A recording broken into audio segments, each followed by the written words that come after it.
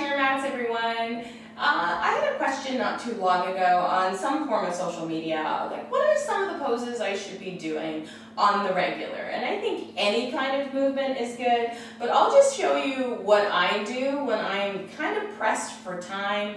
I don't have a lot of time to practice, and I just want to get a little bit of yoga in. I like the whole idea that a little bit of yoga goes a really long way. So I'm going to start with 2 blocks and a bolster today. If you want to grab a strap, that would be great.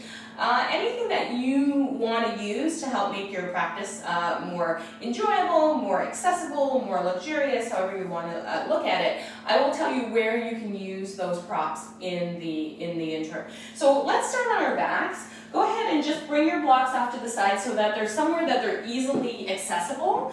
And then I'm just going to prop my bolster at the bottom of my mat because I'm going to use the bolster probably at the very, very end.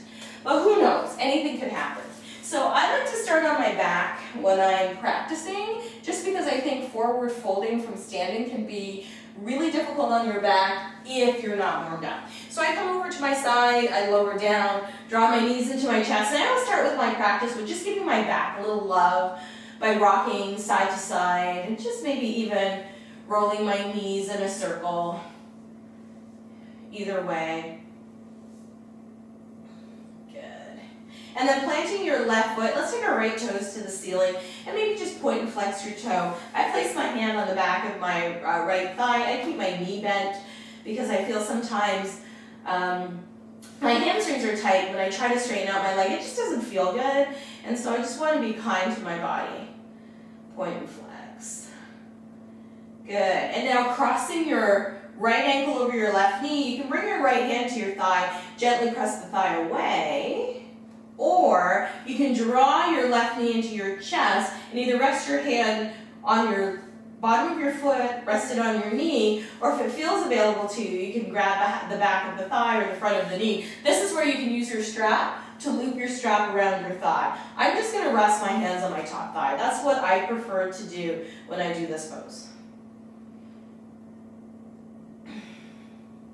Good. You can draw it in as closely as it feels good. You can take it far away if you feel compressed in the center of your body. But remember in this practice that you just always make space for your body in this practice. It's about being where you are in the practice and not about trying to create shapes that don't fit your body or feel good. We want to have this practice be really body affirming.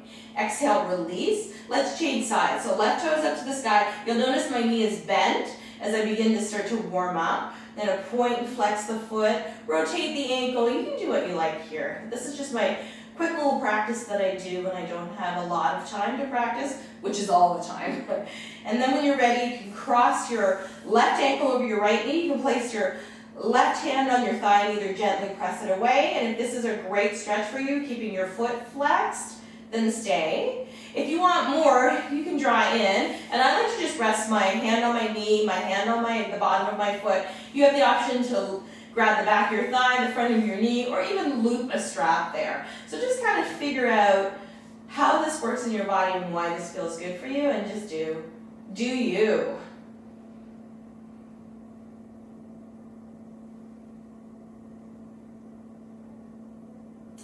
Plant both feet on the floor, soles of the feet together, knees wide, hands on your belly. Take a nice deep breath in. Breathe deeply and slowly. And now if you feel like this is a lot of stretch in the hips, this is a great time to grab your blocks and bring your blocks just underneath your knees. And that way, maybe it's less of an opening because that feels like a lot, but it's still a nice stretch.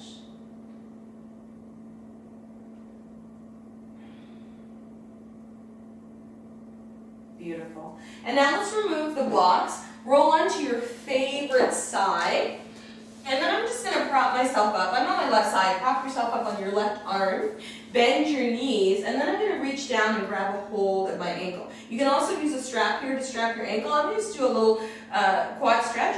Pulling the heel back toward the bottom, pulling the shoulder back, keeping the knee bent, feels good. If you want to straighten it out, it feels good as well. If you find that's a lot of pressure on your hips, slide your blanket underneath your hip. We won't be here for long, but what I like about this is it's shoulder opening and hip opening and quad stretching all in one. Good. And now let's switch sides. I'm just going to come over onto my right side. Knees bent, propping myself up, taking my butt back, and again, I'm pushing into the floor, grabbing my ankle. Again, you can loop your strap here, okay? Grab your ankle, bringing your heel towards your bottom, pulling the shoulder back so that it's a nice little stretch here.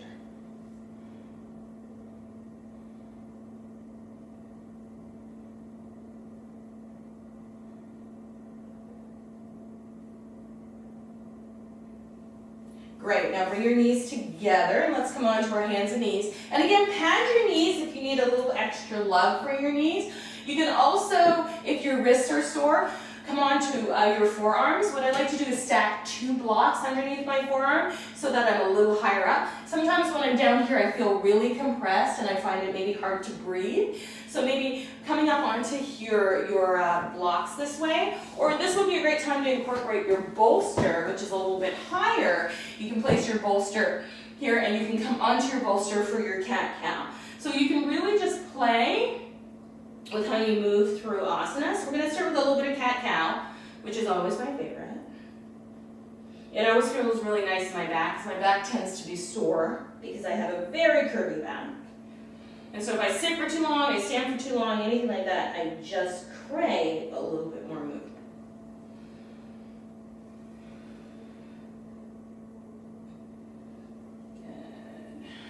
Good. And now, come back to your flat back. I'm going to press into my bolster. You can press down on blocks.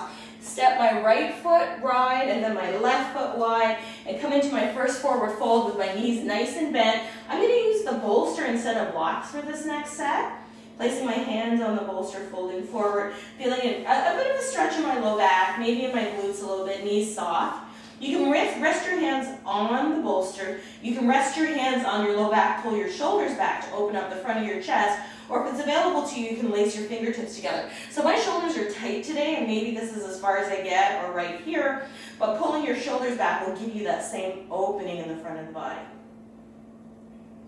Pressing down through the feet, let's set back into chair pose, lifting through the body. Inhale, reach the arms up. 2 more breaths in chair. Inhale, reach all the way up to the sky. Exhale, hands through heart center. I'm going to now turn my bolster lengthwise and straddle my bolster. I'm going to slide the bolster back so it's alongside my heels a little bit, or the middle of my feet at my arches, and then I'm going to hug the bolster with my feet to firm up my legs. Hands at heart center, shoulder blades on your back, take a breath. Inhale, sweep the arms high to the sky. Exhale, fold at the knees, place your hands right on your knees.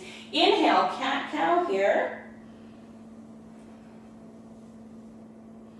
Exhale, fingertips to the bolster. Let's step back with the right foot, right knee to the bolster. Inhale, reach up with the arms. Good. Exhale, bring your hands on either side of the bolster. Swing your left leg around, toes down. Stretch your right leg back, and let's lower down to chaturanga. Bringing our hands alongside our body. You can tuck your toes under and lift your heart into up dog. You can lower the knees down, curl the toes under, exhale back to down dog, and rest your head on the bolster. Keeping your legs nice and wide, walk your feet forward towards your hands, straddling your bolster. Hands can come on the bolster, hands can come on the shins, hands can come on the waist, or hands can come to the floor.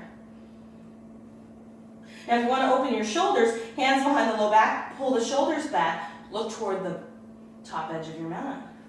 Inhale, sit back. Exhale, chair pose. Inhale, reach all the way to the sky. Exhale, hands through heart center. Inhale, reach up. Exhale, bend at the knees, hands on the knees, cat-cow. Beautiful. 2 more. And then bending your knees, planting your hands on the bolster. Let's bring that left knee back and onto the bolster. Bring your right hand, or your hands to your right knee. Inhale, let's reach up. Beautiful. Exhale, hands come either to the bolster. I prefer the mat because it's a little stronger. And then step back into plank pose. Lower down. Roll through cobra. Good. Lower the knees down, come back to your down dog. Lift your hips, let your head rest in down dog on the bolster. Good. And then lower all the way down. Take your right leg back behind you. Left fingertips out in front of you for a spinal balance. And release, second side, left leg back, right arm out. Spinal balance. And then both hands to the mat, big toes together, knees wide, rest on your bolster. And that's my little practice that I do when I don't have a lot of time, but I need a little bit of yoga. And often these practices will be 3 minutes, 5 minutes, 10 minutes, doesn't matter. Just as long as you have a little bit of time for yourself, it's always great to come to your mat. So thank you for joining me for this practice. I love sharing yoga with you. I hope you enjoyed it. And I hope to see you next time. And if you're watching me here on YouTube, please like, subscribe, share, comment, and hit the notification button so that you can be notified when I upload videos. So I'd like to hear how you practice. How do you conserve time and get a practice in even when you don't have a lot of time? Thanks for being here.